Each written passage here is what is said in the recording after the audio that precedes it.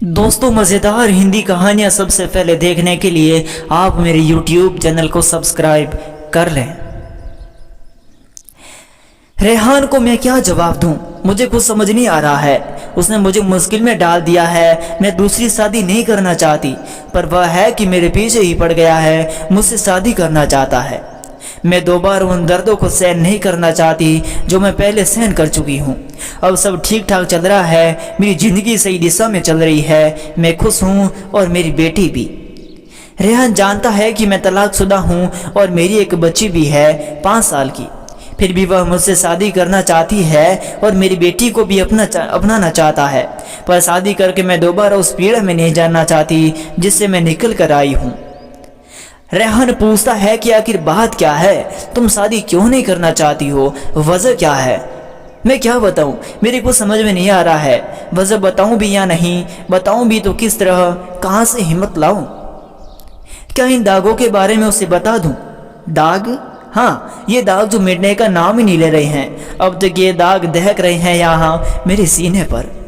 मैं पहली शादी भी नहीं करना चाहती थी इन्हीं दागों के चलते, पर मेरी अम्मा नहीं मानी, मेरे पीछे ही पड़ गई। वे समझाती, बेटी शादी के बिना एक औरत अधूरी है, शादी के बगैर उसकी जिंदगी जहन्नुम बन जाती है। तू शादी कर ले, तेरे दोनों भाइयों का क्या भरोसा, तुझे कब तक सहारा देंगे? अभी तेरी भाभियों का मिजाज बढ़िया है, आगे चलकर वे भी तुझे बोझ समझने लगी तो। पर ये दाग, मैं अम्मी का ध्यान दागों की ओर दिलाते हुए कहती, अम्मी इन दागों का क्या करूं मैं, ये तो मिटने का नाम ही नहीं लेते, ऊपर से दहकने लगते हैं समय समय पर। फिर भी आप कहती है मैं शादी कर लूं, क्या ये दाग छिपे रहेंगे?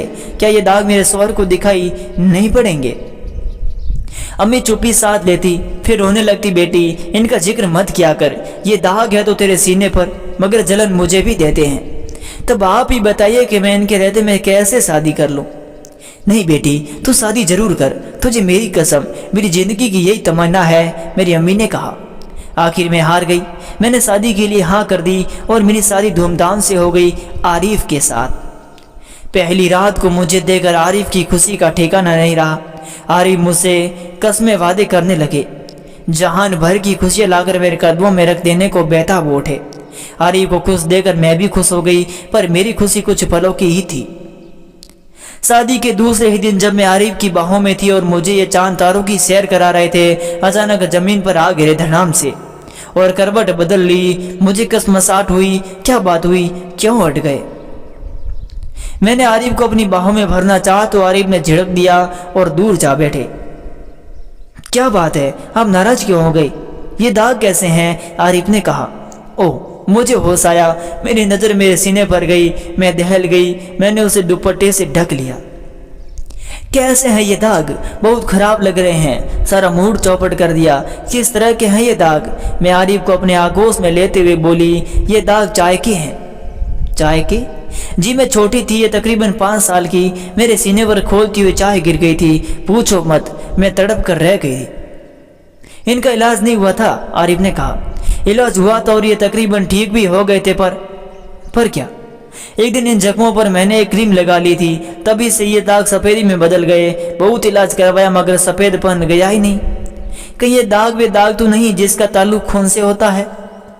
न बाबा न, वे वाले दाग नहीं है जो आप समझ रहे हैं, ये तो जले के निशान है, मैंने कहा। मैं आरिफ को अपने आगोश में भरकर चूमने लगी। आरिफ भी मुझे प्यार देने लगे। अभी कुछ देर ही हुई थी कि उनका हाथ मेरे सीने पर आ गया। देखकर उनका मूड फिर खराब हो गया, वे दूर हट गए। वे मुझसे दूर रहने लगे। मैं कोशिश करते करते हार गई, वे मेरे करीब नहीं आते। एक ही छत के नीचे हम दोनों अजनबियों की तरह रहने लगे।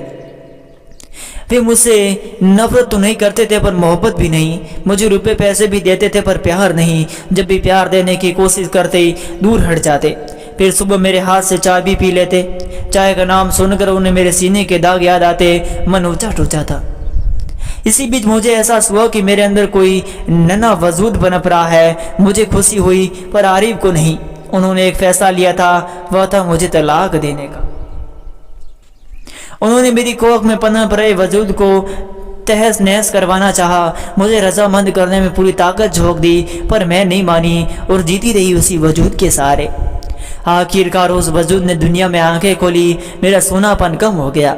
मैं उस वजूद से हंसने बोलने लगी। अपने गम को भूलने की कोशिश करने लगी। धीरे धीरे मेरी बेटी मेरी सहेली बन गई। अभी मेरी बेटी 2 साल की हुई थी कि यह हादसा हो गया। मैं अपने मायके में आई हुई थी। मेरे बड़े भाई के लड़के का अकीका यानी मुंडन था। आरिफ भी आए हुए थे। रात को खाना खाने के बाद आरिफ की आदत है पान खाने की। उस रात वे मेरे मोहल्ले की एक पान की दुकान पर पान खाने पहुंचे तो मेरी जिंदगी में मानो कयामत सी आ गई। वही पान की दुकान पर आरिफ ने मेरे बारे में सुना क्या, रंजीशन उन्हें सुनाया गया। मेरे बारे में बातें सुनकर वे चकरा गए। गिरते पड़ते वे घर वापस आए तो मैं उनके चेहरे को देखकर भाप गई कि हो न हो कोई अनहोनी हुई है। मैं उनके पास पहुंच रही, पूछने लगी कि क्या बात है। आरिफ कुछ नहीं बोले, मेरे घर चुपचाप ही रहे, गुमसुम। पर दूसरे दिन घर आकर कोहराम मचा दिया। ऐसा कोहराम के पास पड़ोस के लोग इकट्ठा हो गए। मस्जिद के सईद इमाम साहब, मदरसे के मौलाना और मुफ्ती जैसे बड़े लोग भी बुला लिए गए और मेरे घर से मेरे वालिद साहब व दोनों भाई भी। बेचारी अम्मी भी रोती पीटती हुई आई। अम्मी को देखते ही मेरी आंखों में आंसू झरझर बहने लगे। अम्मी ने मुझे गले से लगा लिया। समझ गई कि क्या हुआ होगा। बाहर घर के सामने चबूतरे पर पूरी पंचायत जमा थी। मौलाना साहब मेरे ससुर से बोले, हाजी साहब आपने हम सबको क्यों याद किया, क्या बात है। मेरे ससुर ने अपना चेहरा झुका लिया, कुछ भी बोल नहीं पाए। मौलाना साहब ने दोबारा पूछा, आखिर बात क्या है हाजी साहब। मेरे ससुर ने अपना चेहरा धीरे से ऊपर उठाया और आरिफ की ओर संकेत किया, इससे पूछिए, पंचायत इसने बुलाई है, मैंने नहीं। अब मौलाना साहब ने आरिफ से पूछा, आरिफ बेटा बात क्या है, क्यों जहमत दी हम लोगों को। आरिफ बड़े अदब से खड़े हुए बोले, मौलाना साहब मेरे साथ धोखा हुआ है, मुझसे झूठ बोला गया है। मस्जिद के पैसे इमाम साहब बोले, बेटा किसने तुम्हें धोखा दिया है, किसने तुमसे झूठ बोला है। आरिफ तेज में बोले, मेरी बीवी ने मुझसे झूठ बोला है और धोखा दिया है, मेरी ससुराल वालों ने भी। मुफ्ती साहब बोले, आरिफ बेटा तुम्हारी बीवी ने तुमसे क्या झूठ बोला है, ससुराल वालों ने तुम्हें कैसे धोखा दिया है। हजरत बात यह है, आप मुझसे नहीं मेरी बीवी से पूछिए। पूरी महफिल में सन्नाटा पसर गया। मेरे अबू अम्मी और भाइयों के ही नहीं, मेरे ससुर का भी चेहरा शर्म से झुक गया। मेरी अम्मी तड़प उठी, परंदे के पीछे खड़ी मैं भी सिसक पड़ी। मुफ्ती साहब बोले, बताओ बेटी क्या बात है। मैं जोर जोर से रोने लगी। मेरी आंखों से आंसुओं का सैलाब उमड़ पड़ा। होठ थरथराने लगे, जिस्म कांप उठा, मुझसे बोला नहीं गया, बोलती भी तो क्या। आरिफ खड़े हुए और तेज में बोले, हजरत ये क्या बोलेगी, बोलने के लायक नहीं है ये। सिर्फ यही नहीं, इसके घर वाले भी। मेरी अम्मी का रोना और बढ़ गया। मेरे अबू भी फवा पड़े। भाइयों को गुस्सा आया, उनकी मोटियां भिज गई, पर अबू ने उन्हें चुप रहने का संकेत किया। और मैं सोच रही थी कि यह धरती फट जाए और मैं उसमें समा जाऊं, पर ऐसा होना नामुमकिन था। पैसे इमाम साहब बोले, क्या बात क्या है, मुझे बात भी तो पता चले। मेरी बीवी के सीने पर दाग है, उजले उजले, चर्बी जैसी दिखाई पड़ती है। नजर पड़ते ही मुझे घिन आती है। पंचायत में दोबारा सन्नाटा छा गया। आरिफ बोलते रहे, यह बात मुझसे छिपाई गई, हम लोगों को नहीं बताई गई। इतना कहकर आरिफ थोड़ी देर शांत रहे, फिर बोले, और जब मुझे इसकी जानकारी हुई तो मुझे मेरी बीवी ने बताया कि ये दाग चाय के हैं, जबकि क्या, एक साथ कहीं मुंह खुले, जबकि ये दाग तेजाब के हैं। पंचायत में खलबली मच गई। आरिफ ने आगे बताया, कल मैं खैराबाद अपनी ससुराल में था। वहीं एक पान की दुकान पर मैंने 2 लड़कों को आपस में बातें करते सुना। मैं नहीं जानता था कि वे लोग कौन थे। उनमें से एक ने दूसरे से पूछा कि यार उस लड़की का क्या हुआ। दूसरा बोला, कौन सी लड़की। पहला लड़का बोला था कि वही हाजी अशरफ साहब की लड़की जिस पर एसिड अटैक हुआ था। दूसरा लड़का बोला था कि अरे उसकी तो शादी हो गई, 2-2.5 साल हो गए हैं, अच्छा सौर पाया है उसने। इतना सुंदर था कि मेरे होश उड़ गए। आगे उन लोगों ने क्या बातें की मैं नहीं जानता, लेकिन हजरत मैं जानता हूँ कि मैं कहीं ना कहीं रहा। पहले तो किसी तरह एक साथ बसर हो रही थी, मगर अब हम साथ नहीं रह सकते। मुझे इसी झूठी औरत से नजात दिलाइए। आरिफ अपनी पूरी बात करके बैठ गए। पंचायत में खानाफूसी होने लगी। थोड़ी देर के बाद मुफ्ती साहब बोले, हाजी साहब आप कुछ बताएंगे, क्या मामला है, हमें कुछ समझ नहीं आया, ऐसी रटे कब और क्यों। मेरे अबू हिम्मत करके खड़े हुए तो हुए, पर थरथर कांपने लगे। उनसे बोला नहीं गया। अम्मी ने भी बोलना चाहा, उनसे भी नहीं बोला गया। बस खड़ी खड़ी रोती रही। आखिर में मैं खड़ी हुई। मेरे घर वाले धोखेबाज हैं या नहीं मैं नहीं कह सकती। हाँ, मैं ये जरूर कह सकती हूँ कि मैं झूठी हूँ। मैंने झूठ बोला। मुझे साफ साफ बता देना चाहिए था कि दागों के बारे में। मैं बताना चाहती थी भी, मगर मुझे कोई सूरत नज़र नहीं आ रही थी। सुन रहे हैं आप? मैं बोली। आरिफ ने खड़े होकर गुस्से में कहा, ये और इसके घर वाले इसी तरह लच्छेदार बातों में उलझा देते हैं, झूठ पर झूठ बोलते हैं, झूठे धोखेबाज कहीं के। मुफ्ती साहब बोले, आरिफ खामोश रहिए, अदब से पेश आइए। आरिफ सटपटा कर बैठ गए। मुफ्ती साहब ने उससे पूछा, बेटी दाग का राज क्या है, बताएंगी आप? मैं फपक पड़ी। ऐसा लगा जैसे दाग देख उठे, जलन पूरे शरीर में दौड़ गई। मैं बोली, मैं उस वक्त 11वीं जमात में पढ़ती थी। एक हिसाब से दुनिया जहान से अनजान थी। मैं Abul Kalam Azad girls inter college में रोजाना अपनी चचेरी बहन के साथ पढ़ने जाया करती थी। मेरी चचेरी बहन भी उसी स्कूल में पढ़ाया करती थी। इतना कहकर मैंने थोड़ी सी सांसें भरी और दोबारा कहना शुरू किया, मेरी चचेरी बहन की शादी जिस आदमी से हुई थी वह ठीक नहीं था, जुआरी शराबी था, उनको मारता पीटता भी था, इसलिए उन्होंने तलाक लेना चाहा था। वह शख्स तलाक देने के लिए राजी नहीं हुआ। बहन बेचारी मायके में बैठी रही और कॉलेज में पढ़ाने लगी। मैंने फिर थोड़ा दम लिया और आगे बोली, हर दिन की तरह उस दिन भी हम लोग खुशी खुशी कॉलेज जा रही थी।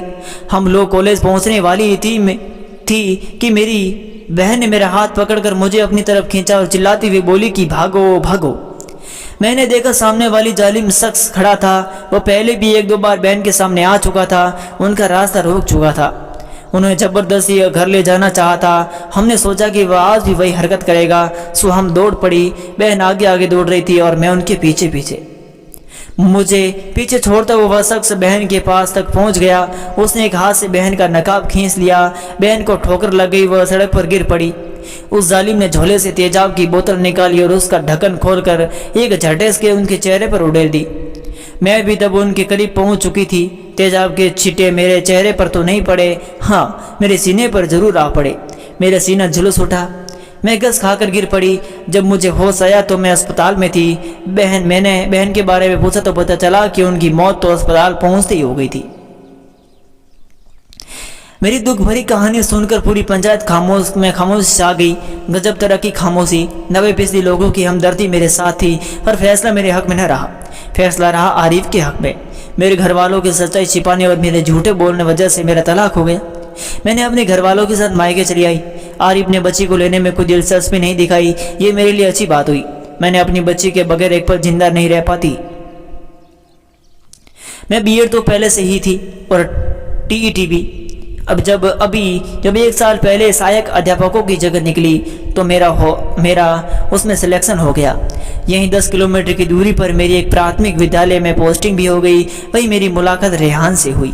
रेहान पास ही एक माध्यमिक स्कूल में सहायक अध्यापक है। जब से मुझे देखा है अपने अंदर मोहब्बत का जज्बा पाले बैठा है। मुझसे मोहब्बत का इजहार भी किया है और शादी करने की इच्छा जाहिर की है। मैंने न तो उसके प्यार को स्वीकार किया है और न ही उसके शादी के प्रस्ताव को। मैं दोबारा उस दर्द को झेलना नहीं चाहती।